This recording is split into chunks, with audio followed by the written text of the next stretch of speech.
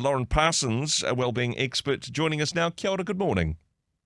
Kia ora, Andrew. Great to be here. This is a great topic for today. And can I just start off with I've just got used to having afternoon naps during the holidays. I'm not sure hmm I'm going to be able to do that at work so much anymore, but certainly a good sleep routine is a good place to start when it comes to having the energy we need, right? Yes, exactly. Well, having great energy during the day, there are lots of factors that combine to this. So, great sleep at night is key. But interestingly, actually, naps or what I call non-naps can be very useful in the day. So, we all have what's called our ultradian energy rhythm, Okay. ultra meaning many, down being the day. So, we have a 90-minute upswing and then about a 10 to 20-minute downswing, and that happens over and over again. So, rather than going through your day feeling exhausted, particularly in the afternoon when it often Yeah. hits us, Yeah. it can actually be really powerful to close your eyes, recline, put your feet up if you can, and maybe take 10 minutes to have a non-nap, or hmm even just 1 minute as a small recharge, may be very countercultural in your workplace. Yeah. But the research actually shows us that you will recharge, it's like defragging your brain, filing away all the information, and you'll come back to your desk or to your workspace refreshed, ready to work faster and more effectively with less I mistakes. love the idea of a non-nap. The trick is, though, it not slipping into an actual nap. Perhaps set Yes. an alarm on your phone before you do so. Exactly. That's a great one. Put a 10-minute alarm on or a 12-minute alarm on. Give yourself a couple of minutes just to wind down. And it's surprising how quickly that can help you recharge. What about the opposite of that, actually, to get energy from expending energy, for saying, you know what, I'm finding it difficult to focus in the afternoon. Let's take a break. Let's walk around the block, eat an apple, something similar to that. Let's use some energy. Yep, beautiful, beautiful. You could be the expert there, Andrew, because it is a paradox, isn't it? That actually we get energy by getting out and moving our bodies. Yeah. And particularly if you can get outdoors somewhere between 12 and 3 and move your body, get out for a walk around the block, even if it's 5 minutes or 10 minutes, the power of that to then come back into the office again, you'll be recharged, refreshed.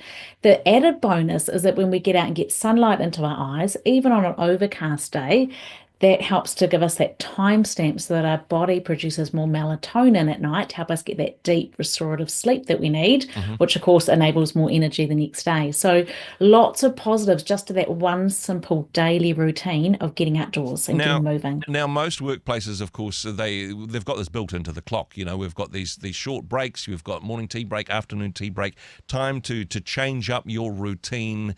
And actually, in terms of productivity, working through your tea break, working through your morning tea break, even if you don't have a tea or coffee, it can be a bit counterproductive.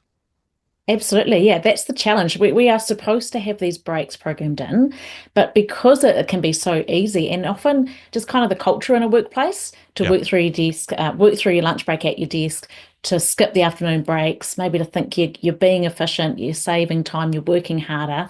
It's really not working smarter. And they sound like such simple ideas, but often when I'm working with leadership groups and with teams and doing workshops around these sort of ideas, often the biggest takeaway is actually I'm just going to make myself head out for the break Yeah. because there's this thing called Parkinson's law, which hmm says that work will expand to fill the time available.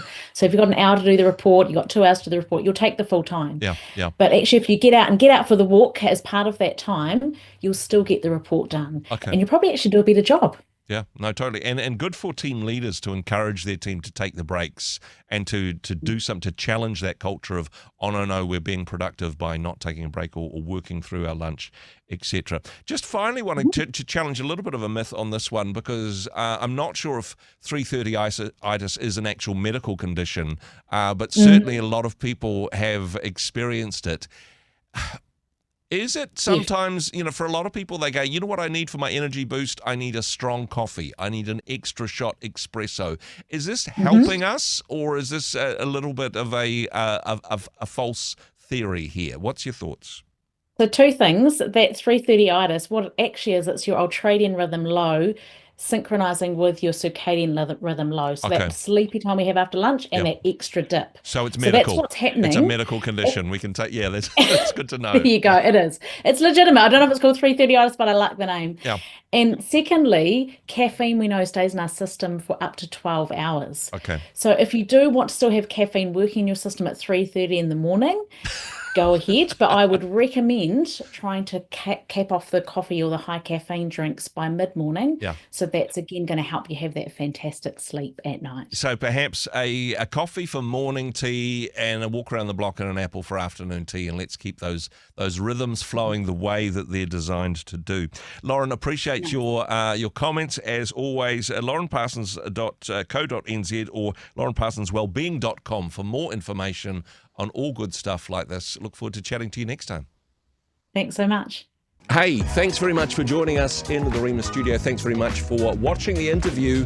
It's kind of nice to have an audience, actually. And if you did like what you watched, then do give us a like, do give us the thumbs up. And if you'd like to see more interviews like that one, or perhaps even better, subscribe and those interviews will come straight to you. Don't forget to turn on your notifications, and we'll see you in the next one. Cheers.